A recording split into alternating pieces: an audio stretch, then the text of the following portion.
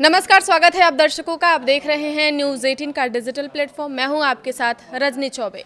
पश्चिम बंगाल विधानसभा चुनावों के लिए तृणमूल कांग्रेस ने 291 उम्मीदवारों की सूची जारी कर दी है। मुख्यमंत्री और टीएमसी सुप्रीमो ममता बनर्जी ने इसे पार्टी के लिए खास दिन बताया और कहा कि युवाओं के जोश, अनुभव की समझदारी और सामूहिक प्रयासों से बंगाल का विकास जारी रखा जाएगा।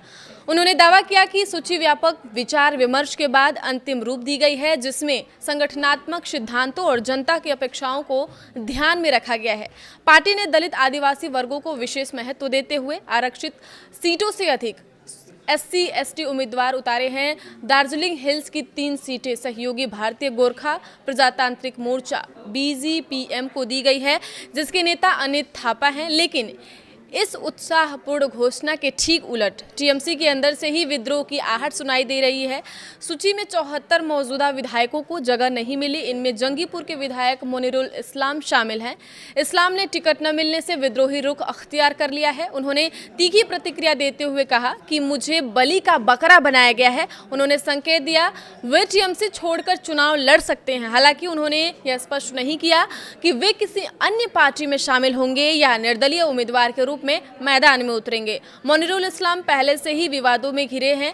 SIR के दौरान उनके नेतृत्व में SDO कार्यालय पर कथित तौर पर हमला किया गया था। चुनाव आयोग ने प्रशासन को उनके खिलाफ FIR दर्ज करने का निर्देश दिया है। ऐसे में उनकी नाराजगी पार्टी के लिए और गंभीर चुनौती बन सकती है। इसी तरह कैनिंग सीट से मौजूदा टीएमसी विधायक शौकत मुल्ला का टिकट काटा गया है। इस फैसले के बाद उनके समर्थकों ने संवेदनशील कैनिंग इलाके में सड़क पर टायर जलाकर विरोध जताया। यह घटना टीएमसी के खिलाफ टीएमसी के गुस्से का प्रतीक है। पार्टी के भीतर से ही ऐसे प्रदर्शन और बगावत के संकेत दिख रहे हैं, जो ममता बनर्जी की एकजुटता की छवि को चुनौती दे रहे हैं। स्थिति टीएमसी के लिए नई नहीं है, लेकिन चुनाव से ठीक पहले 74 सीटिंग विधायकों का नाम काटना पार्टी के संगठनात्मक ढांचे में दरार का संकेत है।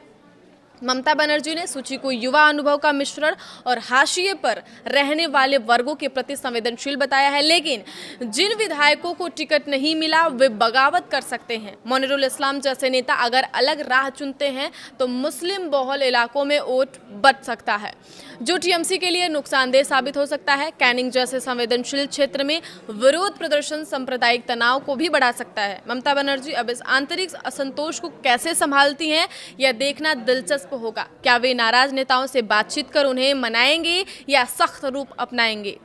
पार्टी का दावा है कि यह सूची विकास एजेंडे और जन अपेक्षाओं पर आधारित है, लेकिन जमीन पर नाराजगी साफ दिख रही है। अगर विद्रोह बढ़ता है तो मां माटी मानुष का नारा कितना असरदार रहेगा, यह सवाल उठ रहा है।